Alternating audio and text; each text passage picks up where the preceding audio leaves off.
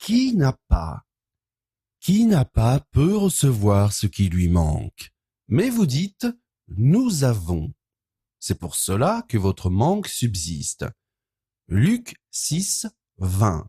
Alors Jésus, levant les yeux sur ses disciples, dit, Heureux vous qui êtes pauvres, car le royaume de Dieu est à vous.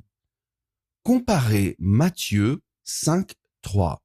Heureux les pauvres en esprit, car le royaume des cieux est à eux. Luc 14, 33. Ainsi, quiconque parmi vous ne renonce pas à tout ce qu'il a, ne peut être mon disciple. Mais vous dites, nous avons, et ce que nous avons, nous le gardons. C'est pour cela que votre manque subsiste. Matthieu 6, 19, 21. Ne vous amassez pas des trésors sur la terre, où la teigne et la rouille détruisent, et où les voleurs percent et dérobent. Mais amassez-vous des trésors dans le ciel, où la teigne et la rouille ne détruisent point, et où les voleurs ne percent ni ne dérobent. Car là où est ton trésor, là aussi sera ton cœur.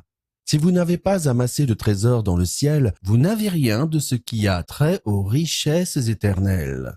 Et si vous n'admettez pas votre pauvreté spirituelle, vous négligez alors votre manque qui est immense. Vous pouvez être riche uniquement de ce qui est temporel et ce qui est prêt à disparaître. Jésus a dit « Je suis le chemin, la vérité et la vie.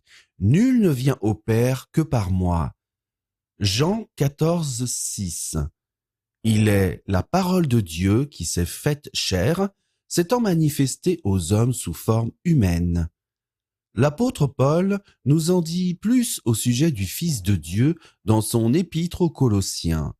Colossiens 1, 15, 23. Le Fils est l'image du Dieu invisible, le premier-né de toute la création. En effet, c'est en lui que tout a été créé dans le ciel et sur la terre, le visible et l'invisible. Trône, souveraineté, domination, autorité. Tout a été créé par lui et pour lui. Il existe avant toute chose et tout subsiste en lui.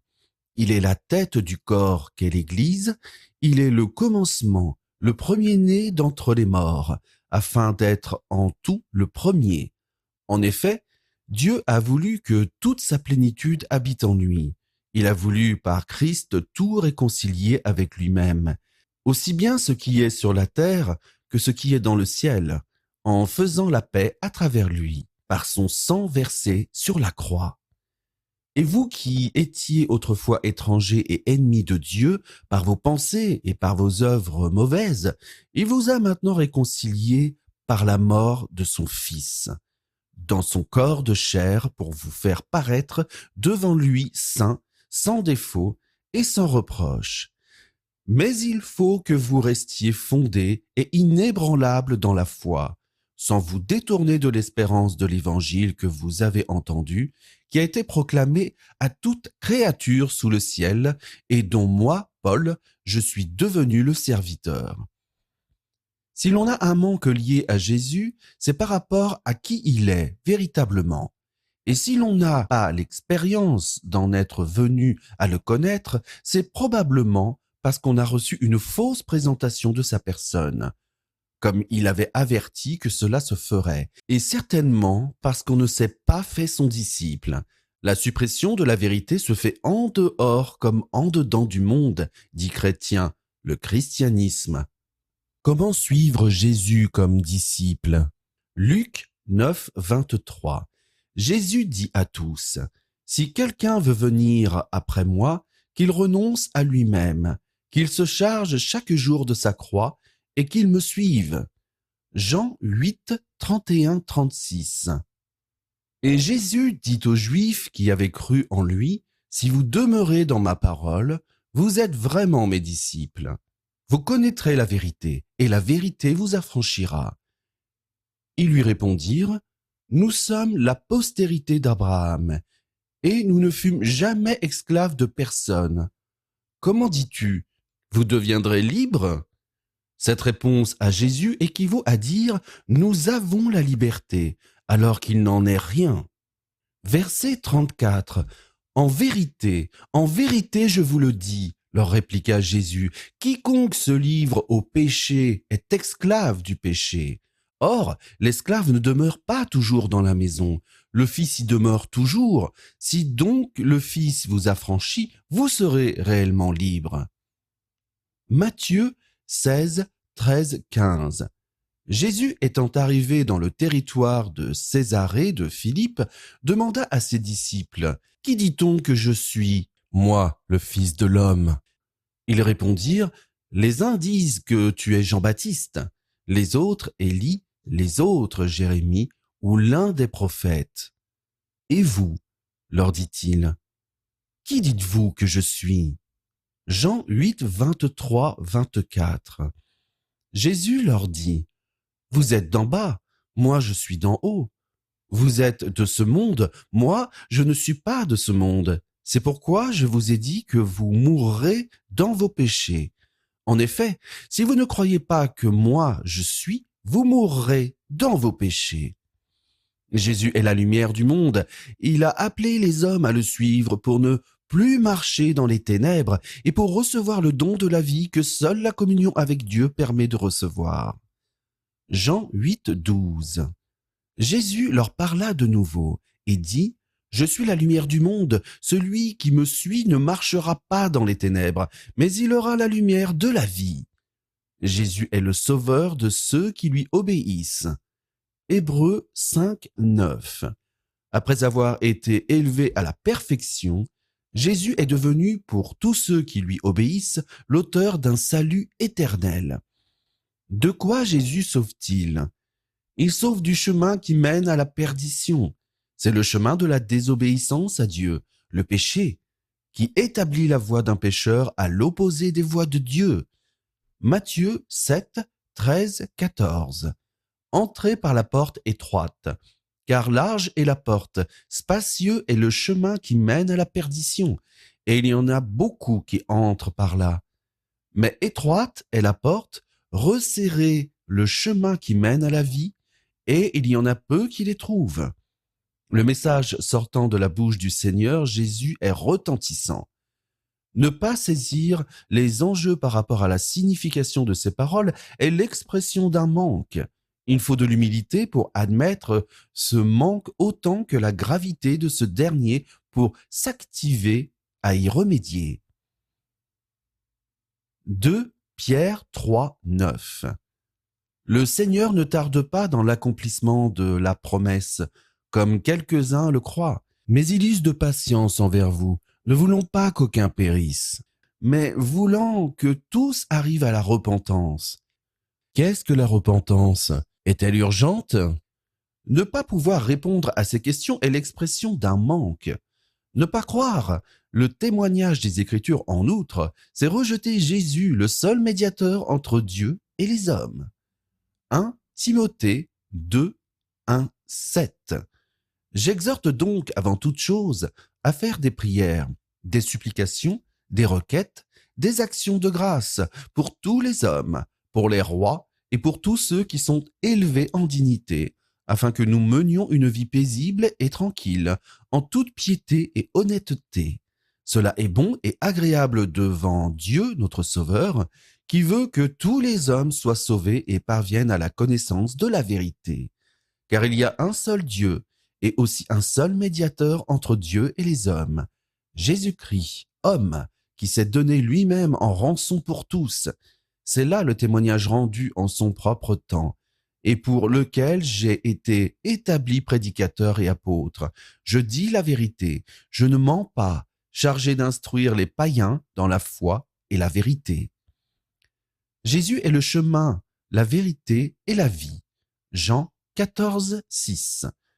Qui ne l'a pas est perdu, trompé et mort. Sonder le sens de cette parole n'est pas un obstacle insurmontable quand la reconnaissance de l'existence de Dieu motive à vouloir le connaître et à se connecter avec lui, même quand ce désir authentique ne peut pas être précisément exprimé. Une posture d'humilité permet à une personne de signaler à Dieu son besoin de lui, en vue de combler un vide certain qui fait qu'elle est en manque. Dieu sait qui le cherche et il s'approchera de celui ou de celle qui s'approche de lui. Jacques 4, 8. La foi véritable conduit à la connaissance de Dieu plutôt qu'à l'attachement à des pratiques religieuses d'un certain ordre sur le chemin desquelles on se serait retrouvé. L'apôtre Jean s'adresse ainsi à des disciples de Jésus. 1 Jean 2, 1, 6. Mes petits enfants, je vous écris ces choses afin que vous ne péchiez point. Et si quelqu'un a péché, nous avons un avocat auprès du Père, Jésus-Christ le juste. Il est lui-même une victime expiatoire pour nos péchés, non seulement pour les nôtres, mais aussi pour ceux du monde entier. Si nous gardons ses commandements, par là nous savons que nous l'avons connu. Celui qui dit « je l'ai connu » et qui ne garde pas ses commandements est un menteur, et la vérité n'est point en lui. Mais celui qui garde sa parole, l'amour de Dieu est véritablement parfait en lui. Par là nous savons que nous sommes en lui. Celui qui dit qu'il demeure en lui doit marcher aussi comme il a marché lui-même. 1 Jean 5, 11, 12. Et voici ce témoignage, c'est que Dieu nous a donné la vie éternelle et que cette vie est dans son Fils. Celui qui a le Fils a la vie. Celui qui n'a pas le Fils de Dieu n'a pas la vie. Jean 17, 3. Or, la vie éternelle, c'est qu'ils te connaissent, toi, le seul vrai Dieu, et celui que tu as envoyé, Jésus-Christ. Connaître Jésus, connaître la vérité, est-ce tout simplement connaître son nom? Est-ce seulement avoir de la révérence pour sa personne, de par sa mention dans la Bible? Non. Mais la reconnaissance d'un manque par rapport à ces questions posées peut conduire à la quête de Dieu. C'est un produit rudimentaire de la foi en Dieu, axé sur la reconnaissance de son existence et le sens qu'une relation interpersonnelle avec lui est possible. La foi qui met le tout en branle est celle qui est axée sur l'écoute de la parole de Dieu et sa mise en pratique, son obéissance à elle. Elle aboutit à son but, la connaissance de Dieu et le salut. Jacques 1, 21-22. C'est pourquoi, rejetant toute souillure et tout excès de malice, recevez avec douceur la parole qui a été plantée en vous et qui peut sauver vos âmes. C'est la repentance. Mettez en pratique la parole. C'est la foi qui implique l'obéissance. Et ne vous bornez pas à l'écouter en vous trompant vous-même par de faux raisonnements. Jean 14, 21. Celui qui a mes commandements et qui les garde, c'est celui qui m'aime. Et celui qui m'aime sera aimé de mon Père. Je l'aimerai et je me ferai connaître à lui. Acte 2, 38. Pierre leur dit, « Repentez-vous et que chacun de vous soit baptisé au nom de Jésus-Christ pour le pardon de vos péchés, et vous recevrez le don du Saint-Esprit. » Ne pas répondre à l'appel de l'Évangile, à la repentance, a pour résultat que l'on reste hors du chemin, de la vérité et de la vie. Voir Jean 14, 6. C'est-à-dire sans avoir Jésus ni être en Jésus. Acte 3, 19, 21. Repentez-vous donc et convertissez-vous pour que vos péchés soient effacés, afin que des temps de rafraîchissement viennent de la part du Seigneur et qu'il envoie celui qui vous a été destiné, Jésus-Christ, que le ciel doit recevoir jusqu'au temps du rétablissement de toutes choses, dont Dieu a parlé anciennement par la bouche de ses saints prophètes. Acte 5, 32. Nous sommes témoins de ces choses, de même que le Saint-Esprit que Dieu a donné à ceux qui lui obéissent. Demandez, cherchez et frappez. Luc 11, 9, 13. Et moi, Jésus, je vous dis, demandez et l'on vous donnera, cherchez et vous trouverez, frappez et l'on vous ouvrira. Car quiconque demande reçoit, celui qui cherche trouve, et l'on ouvre à celui qui frappe. Quel est parmi vous le père qui donnera une pierre à son fils s'il lui demande du pain? Ou s'il demande un poisson, lui donnera-t-il un serpent au lieu d'un poisson? Ou s'il demande un œuf, lui donnera-t-il un scorpion? Si donc, méchants comme vous l'êtes, vous savez donner de bonnes choses à vos enfants, à combien plus forte raison le Père Céleste donnera-t-il le Saint-Esprit à ceux qui le lui demandent? Jésus présente sa mission. Luc 4, 18, 19. L'Esprit du Seigneur est sur moi, parce qu'il m'a oint pour annoncer une bonne nouvelle aux pauvres. Il m'a envoyé pour guérir ceux qui ont le cœur brisé, pour proclamer aux captifs la délivrance et aux aveugles le recouvrement de la vue, pour renvoyer libres les opprimés, pour publier une année de grâce du Seigneur. Jésus indique comment devenir son disciple. Marc 8, 34-38. Puis ayant appelé la foule avec ses disciples, il leur dit, « Si quelqu'un veut venir après moi, qu'il renonce à lui-même, qu'il se charge de sa croix et qu'il me suive. Car celui qui voudra sauver sa vie la perdra. » En un sens, sauver sa vie, c'est garder ce que l'on a ou croit avoir, comparé Luc 14, 33. Mais celui qui perdra sa vie à cause de moi et de l'Évangile la sauvera. En un sens aussi, perdre sa vie dans ce discours, c'est se détacher de la vie qu'on croit avoir en dehors de la vie qui est en Jésus. Verset 36. Et que sert-il à un homme de gagner tout le monde s'il perd son âme? Que donnerait un homme en échange de son âme? Car quiconque aura honte de moi et de mes paroles au milieu de cette génération adultère et pécheresse, le Fils de l'homme aura aussi honte de lui, quand il viendra dans la gloire de son Père avec les saints anges. Renoncez à tout pour suivre Jésus. Matthieu 4, 18, 22.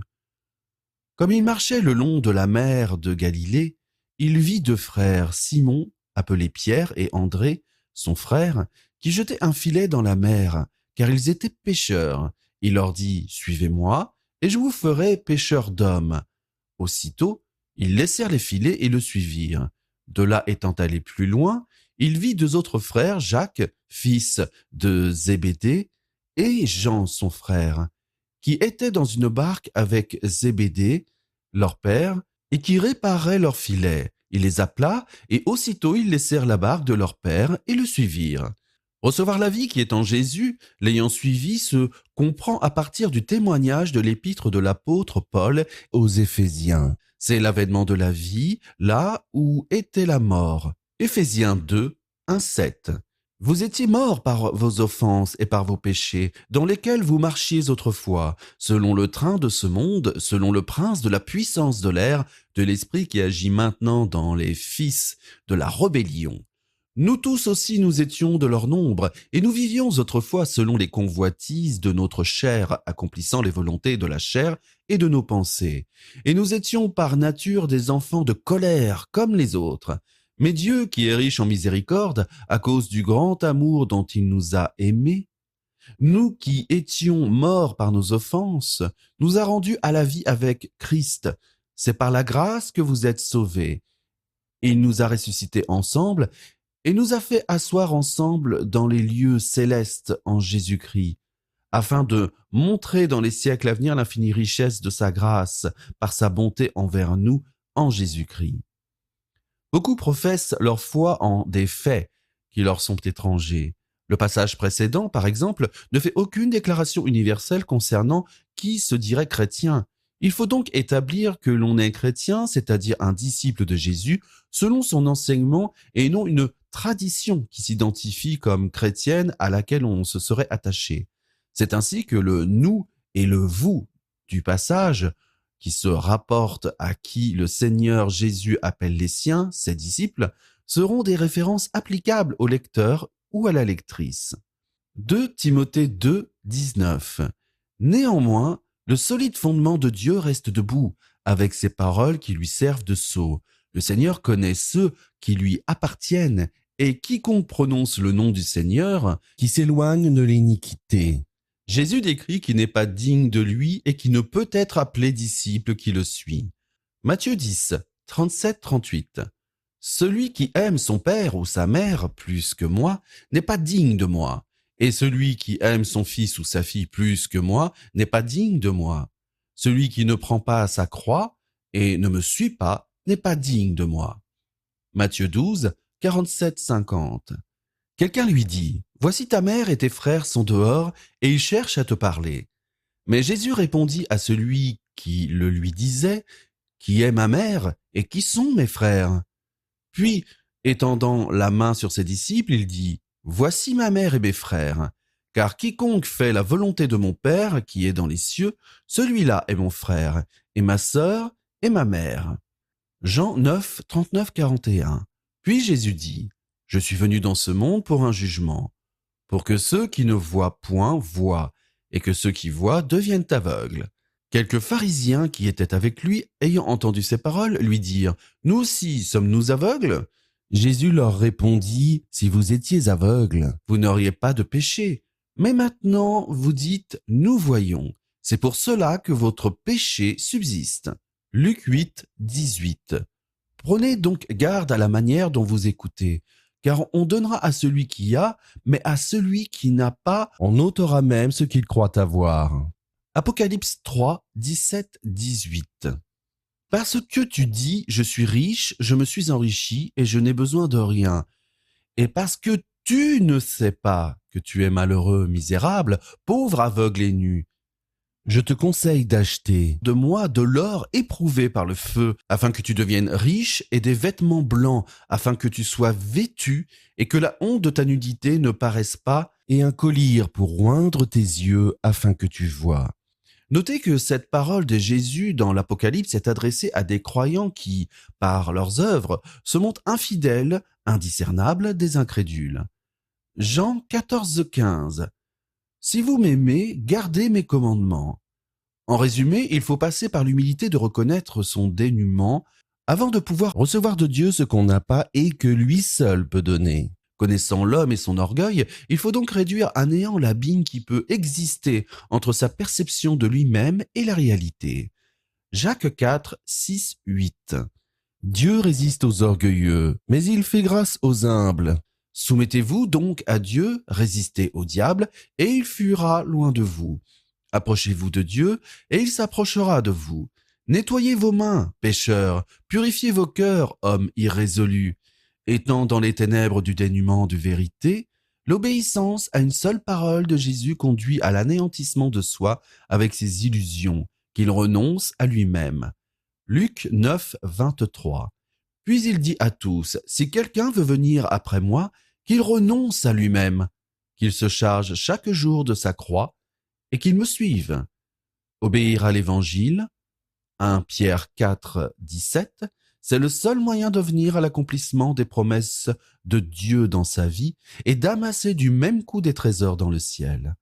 Matthieu 19, 30, mais plusieurs des premiers seront les derniers, et plusieurs des derniers seront les premiers.